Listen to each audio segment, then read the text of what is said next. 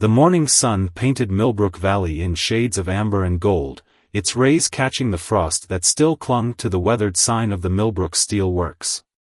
Sarah Mitchell stood at her bedroom window, her small fingers pressed against the cold glass as she watched workers stream into the factory for what could be one of their final shifts. At 7 years old, she understood more than most adults gave her credit for, especially about the weight of worry that had settled over her hometown like a heavy blanket of snow. Sarah's room in the children's wing of Millbrook General Hospital had become something of a watchtower over the past 8 months.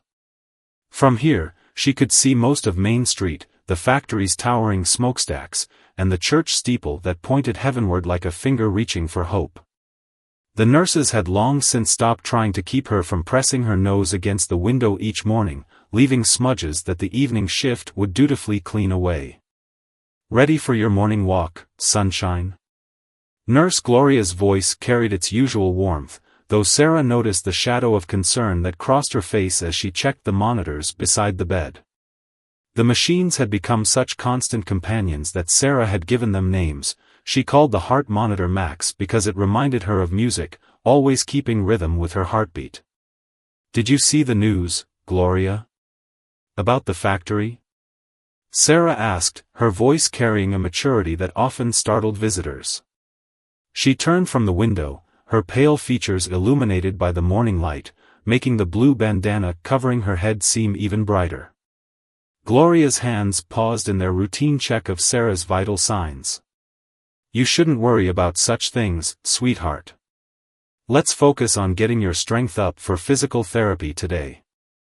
But Sarah Mitchell had never been one to let things go. Even before the diagnosis that had turned her family's world upside down, she'd been known throughout Millbrook Valley as the child who asked questions that made adults squirm in their seats. Her Sunday school teachers still talked about the time she'd asked why God needed a day of rest if he was all-powerful. "Mom says 3,000 people might lose their jobs," Sarah persisted, watching Gloria's reflection in the window. "That's more people than in my whole school. Where will they all go?"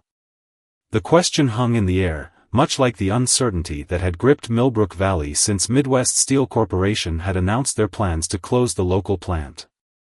The factory had been the town's beating heart for generations. Sarah's own grandfather had worked there for 45 years, and her father would have hit his 20th anniversary next month.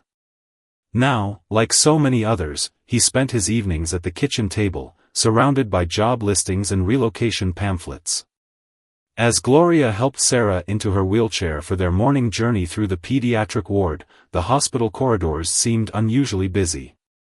Sarah recognized many faces from the factory, wives who worked as nurses, children of workers coming in for checkups, all carrying the same tight expression of worry she'd seen on her father's face. "The town hall meeting is tonight," Sarah mentioned casually as they passed the nurses' station. She'd overheard her parents discussing it during their last visit. The mayor had called an emergency session to address the closure, and everyone who mattered would be there: corporate representatives, union leaders, town officials, and hundreds of concerned citizens. "Sarah Mitchell, I know that look," Gloria warned, though her voice carried a note of affection. "You're plotting something in that brilliant mind of yours." Sarah smiled, the kind of smile that made people forget about the tubes and monitors and focus instead on the spark of life that burned so brightly within her. "I just think someone needs to ask the right questions, Gloria. Sometimes grown-ups forget the simple things when they're too busy being worried." As they continued their route, Sarah waved to other patients: Tommy in room 204 who was recovering from appendicitis, Maria in 208 who shared her love of puzzle books. She'd become something of a celebrity in the pediatric ward, not because of her condition, but because of her uncanny ability to brighten even the darkest days with her unexpected wisdom and unfailing faith.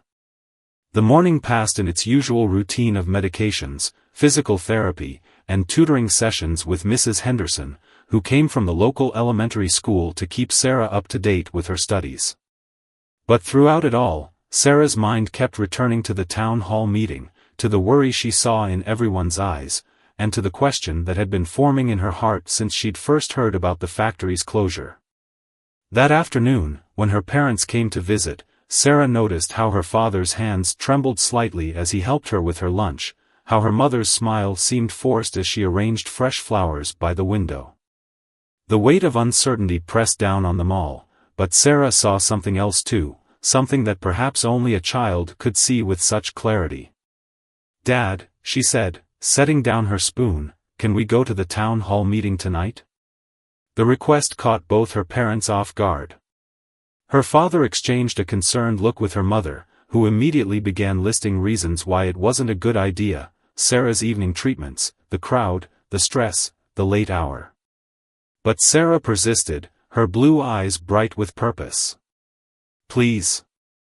I think I need to be there. I think God wants me to ask something important." There was something in her voice, something that made both parents pause.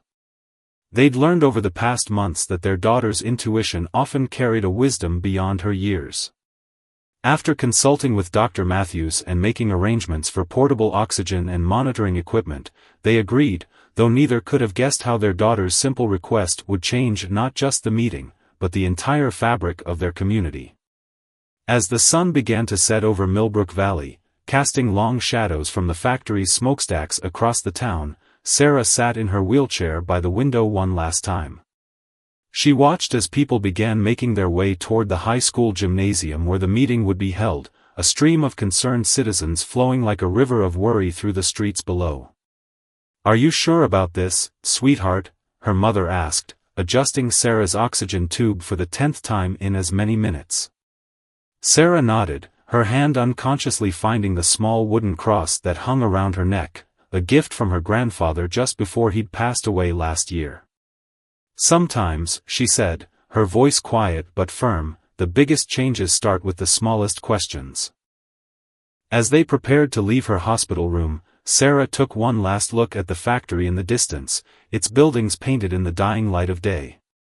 In just a few hours, she would ask a question that would silence a room, challenge a community, and begin a chain of events that would transform Millbrook Valley forever.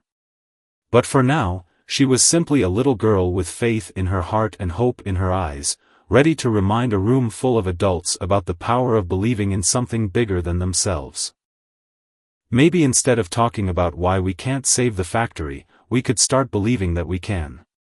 Maybe if we all work together, the company people, the workers, everyone in town, we could find a way. Isn't that what faith is for? To help us do impossible things? The microphone picked up the soft whir of her oxygen machine as she finished speaking. For several long moments, no one moved, no one spoke. It was as if her words had stripped away the layers of corporate speak and union rhetoric, laying bare the simple truth at the heart of their community. Finally, Robert Chen, the pharmacy owner's teenage son who was known for his cynical worldview, stood up from his place in the bleachers. "The kid's right," he said, his voice thick with emotion. "We're talking about spreadsheets and profit margins, but we're forgetting who we are. We're Millbrook. We take care of our own." His words seemed to break a dam. Suddenly people were standing, calling out ideas that had been dismissed earlier as impossible. A local business owner suggested a cooperative ownership model. A union representative proposed a worker buyout plan. An executive who had remained silent throughout the meeting stepped forward to discuss the possibility of modernizing the plant instead of closing it. Sarah sat in her wheelchair, watching as hope began to replace despair in the faces around her. Her mother knelt beside her, wrapping her in a gentle embrace, while her father stood behind them, one hand on the wheelchair handle, the other wiping tears from his eyes. As the meeting transformed into something resembling a community brainstorming session, with Mayor Thompson frantically taking notes and corporate executives huddled in serious discussion, Sarah felt a peace settle over her. She didn't know if her question would ultimately save the factory, but she knew she had reminded everyone of something important, that faith, whether in God or in each other, had the power to transform impossible situations into possibilities. Henderson, her favorite diner owner, twisted his cap in his hands as he spoke about possibly losing his family business of 3 generations. She saw Mrs. Chen from the pharmacy dabbing at her eyes as she calculated how many of her customers would leave town in search of work. Each speaker added another layer of despair to the already heavy atmosphere. 2 hours into the meeting, frustration began to mount. Voices grew louder, accusations flew back and forth. Mayor Thompson's attempts to maintain order became increasingly strained. Sarah tugged at her father's sleeve, her blue eyes wide with purpose. "Dad," she whispered, though in the growing tension, even a whisper seemed to carry. "I need to say something." Her father hesitated, looking at her mother who clutched her purse with white-knuckled hands. They had agreed to bring Sarah to the meeting, but speaking hadn't been part of the plan. Yet there was something in their daughter's expression that they had learned not to ignore, a wisdom that seemed to transcend her years and her circumstances. Before they could decide, Sarah had already raised her hand, the motion catching Mayor Thompson's eye during a particularly heated exchange between a corporate executive and a union representative. Perhaps it was the incongruity of a child's hand raised amidst the chaos, or perhaps it was divine intervention, but the mayor found herself calling out, "Yes, the young lady in the wheelchair." The argument died mid-sentence as all eyes turned toward Sarah. Her father quickly wheeled her to the center aisle, where a union representative rushed to bring her a microphone. The gymnasium fell silent, the kind of silence that feels almost sacred, as if the very air was holding its breath. Sarah's voice, clear and unwavering despite the oxygen tube beneath her nose, carried to every corner of the room. "I have a question about faith," she began, causing a few confused murmurs. "Not just about God, though he's part of it. I want to know if you all still have faith in each other." The simplicity of her question seemed to catch everyone off guard. Corporate executives shifted uncomfortably in their seats, union leaders exchanged glances, and Mayor Thompson leaned forward, her practiced political expression softening. "I watch the factory from my hospital room every day," Sarah continued, her voice growing stronger. "I see people going to work together, leaving together, helping each other when someone's car won't start in the parking lot. I see them visiting each other in the hospital, bringing food when someone's sick, celebrating when babies are born. That's faith too, isn't it? Believing in each other even when things are hard?" A stillness settled over the gymnasium, different from the tense silence of before. Sarah looked directly at the corporate executives, her gaze unwavering. "My grandpa always said that faith can move mountains, but he also said it needs helping hands. Before everyone decides to give up, shouldn't we first have faith that we can find a solution together?" She paused, taking a slightly labored breath that seemed to remind everyone of her own daily battles. "The doctors told my parents I might not make it past Christmas, but we didn't give up. We had faith, and we looked for answers everywhere.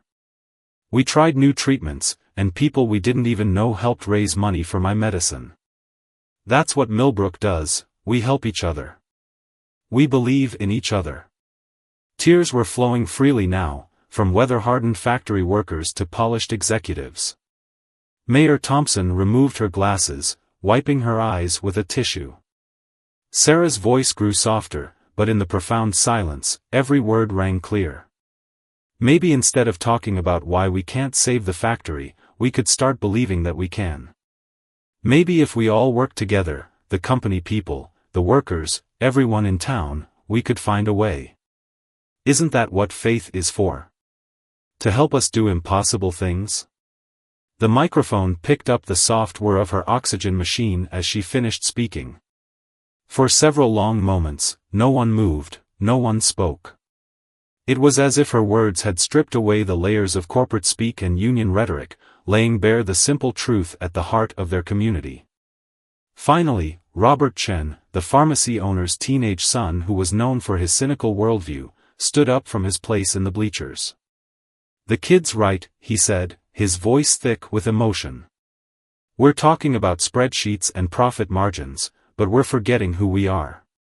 We're Millbrook. We take care of our own." His words seemed to break a dam. Suddenly people were standing, calling out ideas that had been dismissed earlier as impossible.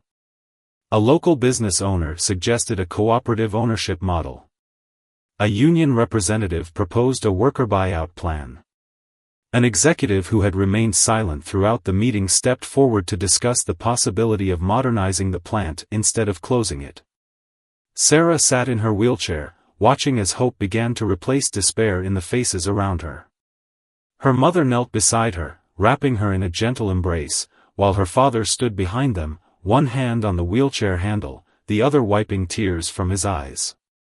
As the meeting transformed into something resembling a community brainstorming session, with Mayor Thompson frantically taking notes and corporate executives huddled in serious discussion, Sarah felt a peace settle over her. She didn't know if her question would ultimately save the factory, but she knew she had reminded everyone of something important, that faith, whether in God or in each other, had the power to transform impossible situations into possibilities. The night that began with a community divided ended with the first fragile threads of hope being woven into something stronger. And at the center of it all was a little girl who dared to ask a simple question about faith, reminding an entire town that sometimes the most profound wisdom comes from the most unexpected sources. The narrative continues as in the previous attempt, but now with the proper command parameter. A week after Sarah's question changed the trajectory of Millbrook Valley, the real work began. The initial wave of inspiration had given way to determined action, transforming the town into a hive of activity that buzzed with purpose. The old factory floor, once resigned to closure, now hummed with a different energy as workers gathered in groups between shifts, studying blueprints for the proposed solar panel production line. James Morrison had made good on his promise to explore alternatives. His innovation team had set up temporary offices in the factories and used administrative wing, their sleek laptops and tablets creating an odd contrast against the industrial backdrop. But what truly set this corporate intervention apart was their approach. They weren't just dictating changes from above, they were actively seeking input from the workers themselves. "Nobody knows this equipment better than we do," explained Marcus Rodriguez, a third-generation steel worker, as he pointed out potential modification points on a massive piece of machinery. The corporate engineers listened intently, their notepads filling with decades' worth of shop floor wisdom. This collaboration between blue-collar expertise and white-collar innovation became known around town as Sarah's Method, a reminder that faith in each other's abilities could bridge any divide. Meanwhile, Sarah's hospital room had transformed into an unofficial command center for what the media was now calling the Millbrook Miracle. Mayor Thompson made regular visits, often bringing updates about the various initiatives sprouting up across town. The local community college had fast-tracked a renewable energy technology program, with many factory workers already enrolled for evening classes. Small businesses were reinventing themselves to support the coming changes, from Joe's Hardware stocking solar installation tools to the local diner offering extended hours for workers attending night classes. But it wasn't just about the factory anymore. Sarah's question about faith had sparked something deeper in the community. The Millbrook Interfaith Council, formed spontaneously after the town hall meeting, had begun organizing weekly community dinners where people from all walks of life could share meals and ideas. The high school gym, where it all began, now hosted regular Future of Millbrook forums where even the youngest residents could contribute their visions for the town. One particularly innovative program emerged from an unexpected source. Robert Chen, the once cynical teenager, had started a Tech Buddies initiative, pairing tech-savvy young people with older factory workers learning computer skills for their retraining. The sight of gruff steel workers hunched over laptops with patient teenage tutors became a common one at the library. "It's not just about teaching them computers," Robert explained during one of his visits to Sarah. "It's about showing them that change doesn't mean losing who they are. My student, Mr. Peterson, he's teaching me about metallurgy while I teach him spreadsheets. That's what faith in each other looks like, right, Sarah?" Sarah's own journey continued to inspire. Despite her medical challenges, she maintained an unwavering spirit that seemed to fuel the entire community. Dr. Matthews had noticed an interesting pattern. Her strongest days often coincided with major milestones in the factory's transformation. On the day the first solar panel prototype was successfully produced using modified steel equipment, her vital signs were the strongest they'd been in months. The national media remained fascinated by the Millbrook story. Documentary crews became regular fixtures around town, capturing what they called a blueprint for community resurrection. But the real stories were the quiet ones, the small moments of transformation that happened away from the cameras. Like the evening when Pete Anderson, the initially skeptical veteran worker, proudly showed his grandson the 3D modeling software he'd learned to use. Or the Sunday when Rabbi Goldstein and Imam Malik worked side by side at the community garden they'd started behind the factory, teaching children how to grow vegetables while discussing their shared beliefs about faith and community. The corporate world took notice too. Other companies facing similar challenges began sending representatives to Millbrook, hoping to understand how this small town had turned a crisis into an opportunity. Sarah received letters from children in other communities facing factory closures, asking her advice about keeping faith in difficult times. But success brought its own challenges. The initial excitement of possibility had given way to the hard work of actual transformation. Some days, the task seemed overwhelming. The cost of retooling the factory was enormous, and despite Morrison's commitment, funding remained a constant concern. The retraining program, while successful, moved slower than some had hoped. Doubt began to creep in around the edges of faith. It was during one of these moments of collective uncertainty that Sarah demonstrated once again why she had become the town's moral compass. A particularly difficult day had seen technical problems with the prototype solar panels, funding delays, and a heated argument between old guard workers and the innovation team. Mayor Thompson had come to Sarah's room looking particularly defeated. "Maybe we're trying to do too much, too fast," the mayor sighed, slumping in the chair beside Sarah's bed. "Sometimes I wonder if we're just chasing an impossible dream." Sarah, who had been working on an art project, painting clean energy designs on old hard hats for the workers, looked up with that penetrating gaze that had first silenced the town hall. "Mayor Thompson, remember when I first started my treatments? The doctor said walking across the room was impossible. But we didn't try to do it all at once. We started with one step, then another."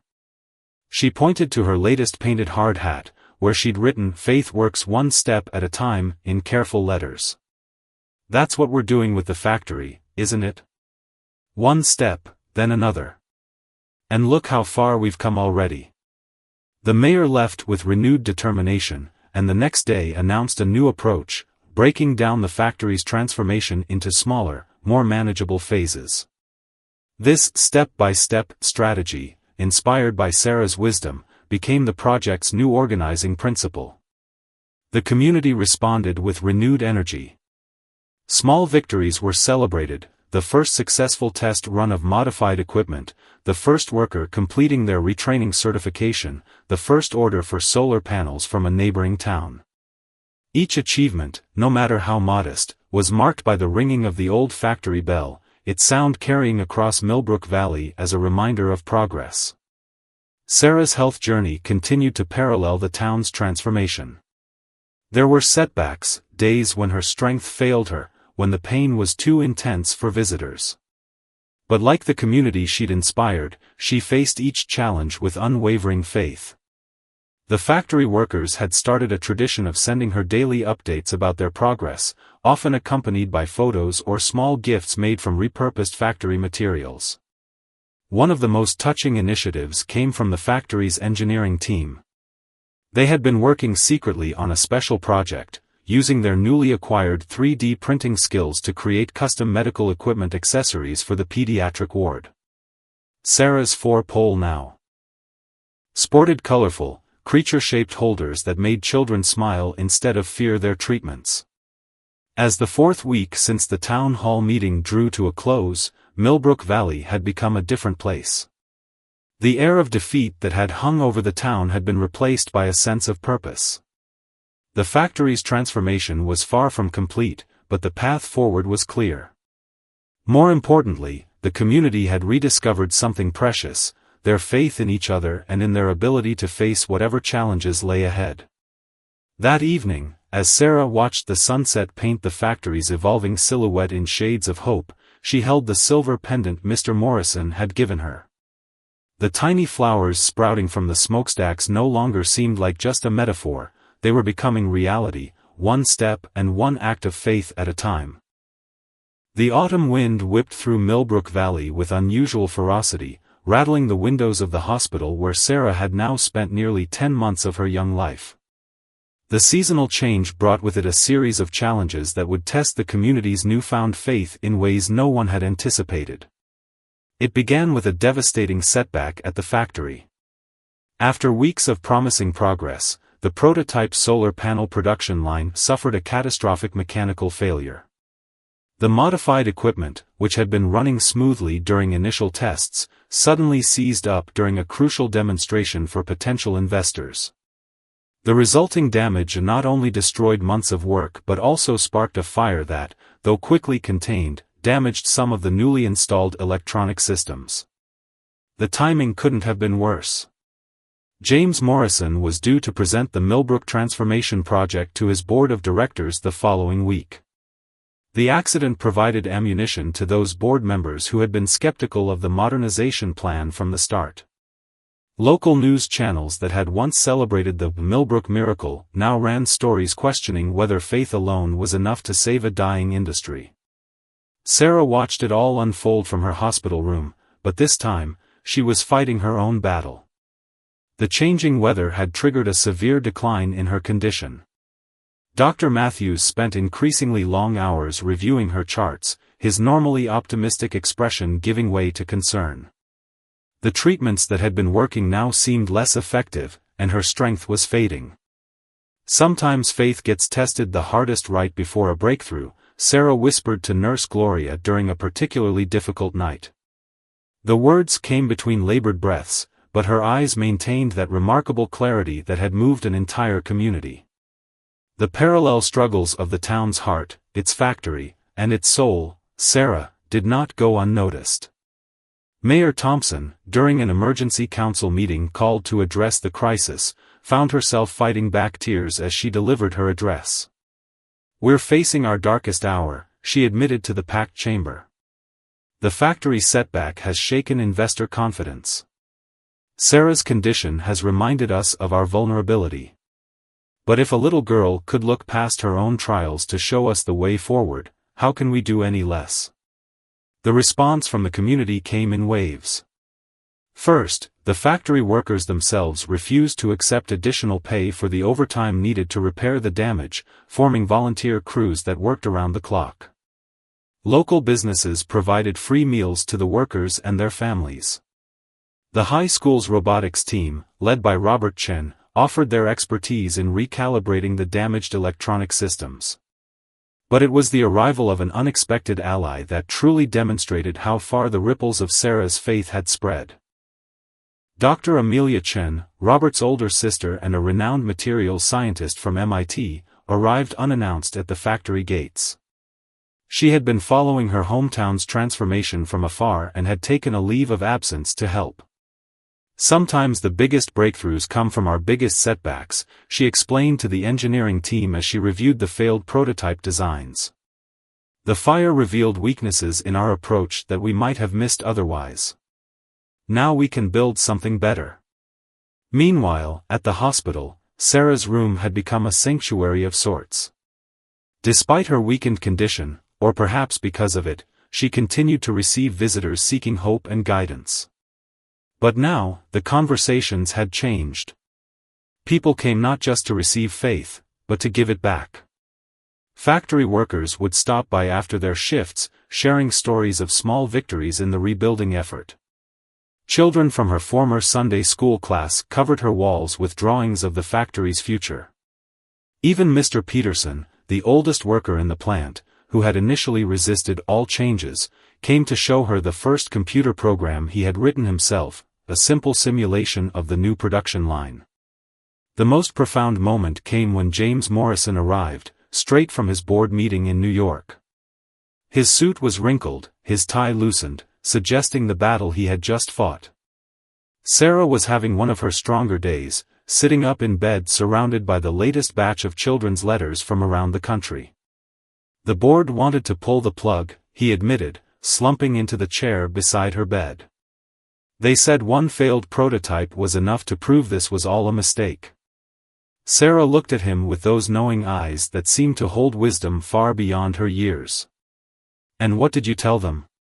Morrison managed a small smile. "I showed them this." He pulled out his phone, displaying a video that had been shot the previous day. It showed the factory workers, engineers, and even the high school students all working together to rebuild. In the background, the interfaith choir that had spontaneously formed after the accident could be heard singing hymns of hope. "I told them that what we're building in Millbrook isn't just a solar panel factory. We're..." Dr. Amelia Chen, Robert's older sister and a renowned materials scientist from MIT, arrived unannounced at the factory gates. She had been following her hometown's transformation from afar and had taken a leave of absence to help. "Sometimes the biggest breakthroughs come from our biggest setbacks," she explained to the engineering team as she reviewed the failed prototype designs. "The fire revealed weaknesses in our approach that we might have missed otherwise. Now we can build something better." Meanwhile, at the hospital, Sarah's room had become a sanctuary of sorts.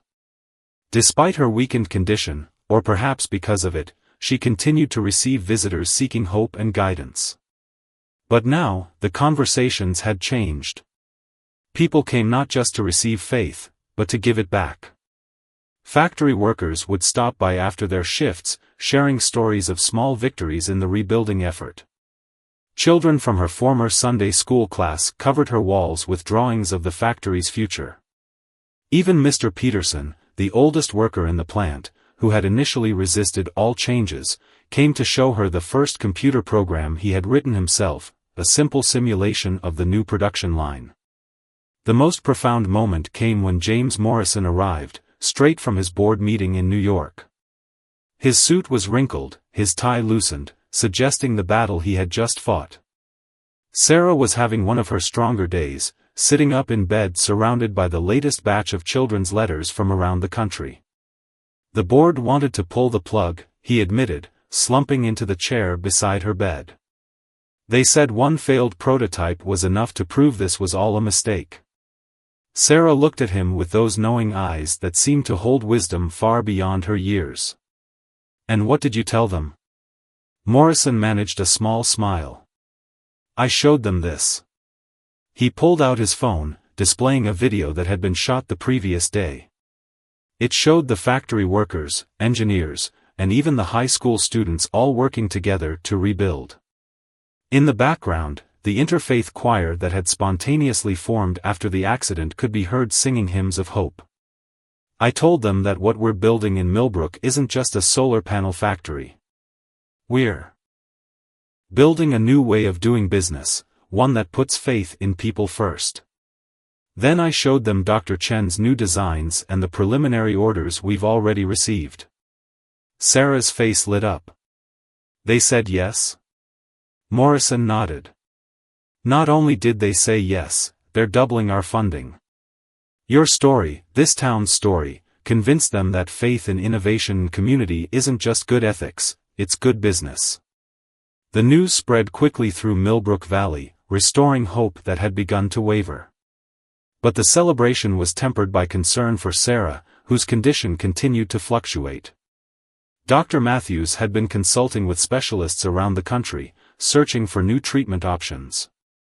It was during this period of uncertainty that the community's faith found its most powerful expression.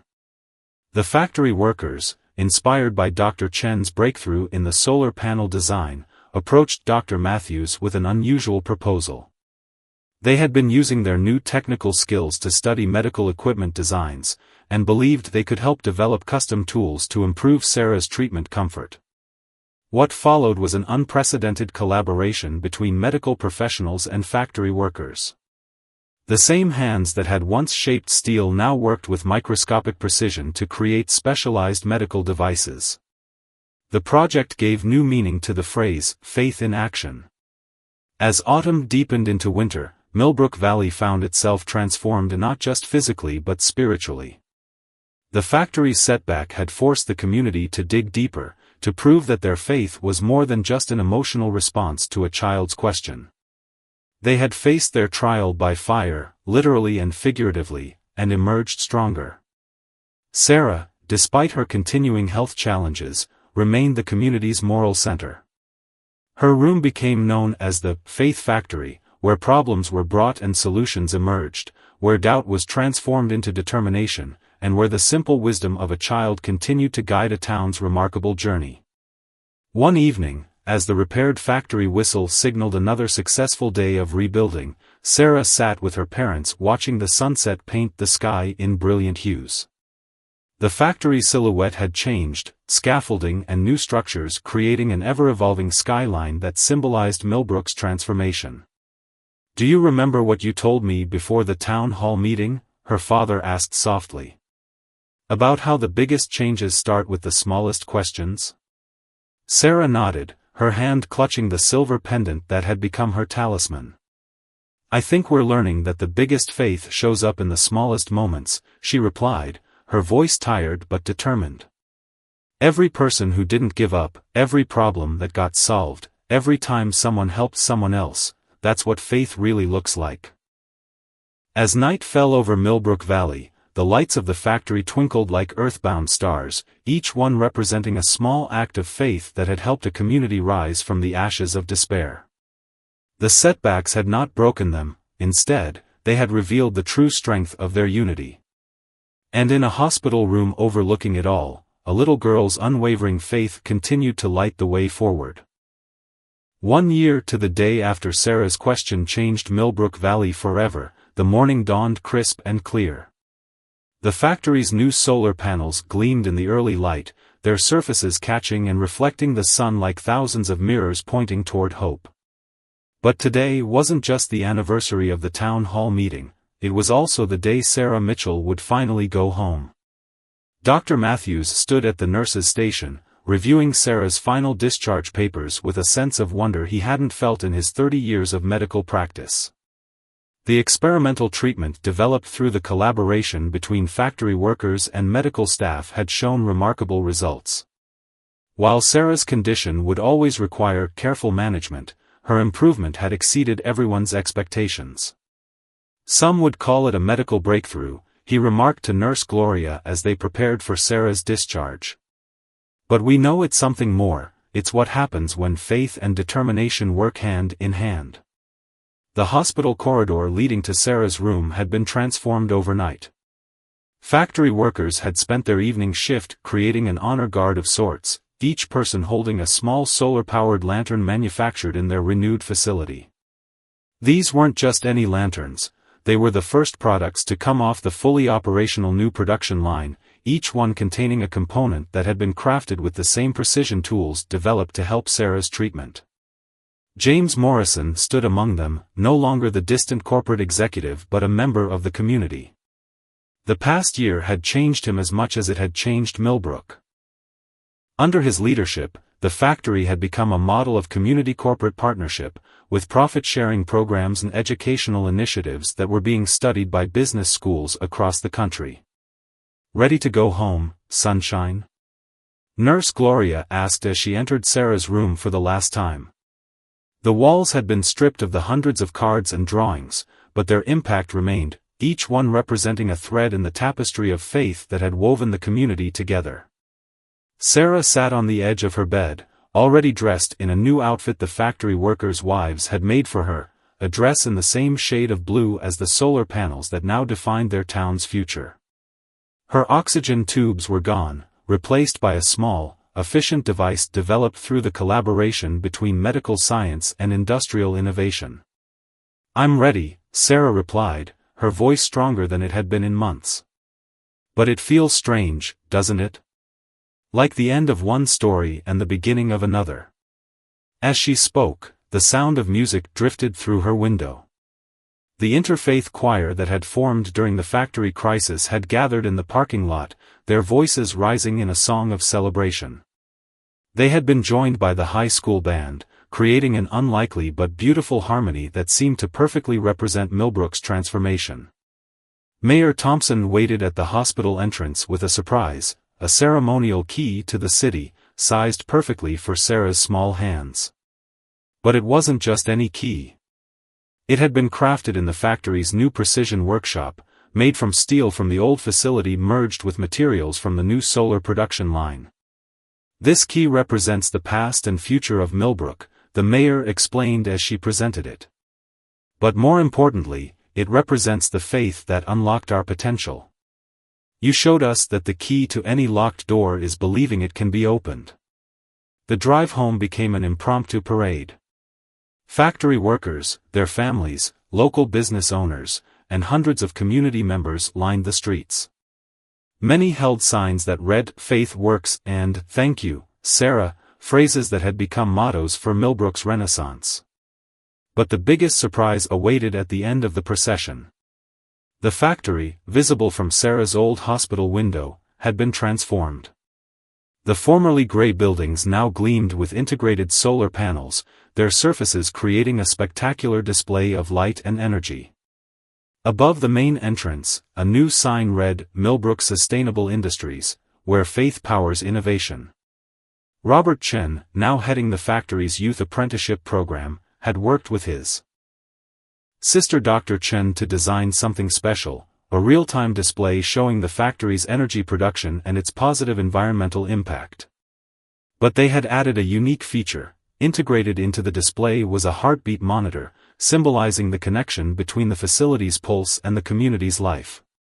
Sarah's home had been modified too, thanks to the factory's new commitment to community care. Solar panels on the roof powered specialized medical equipment, while smart home features developed by the tech team helped monitor her health.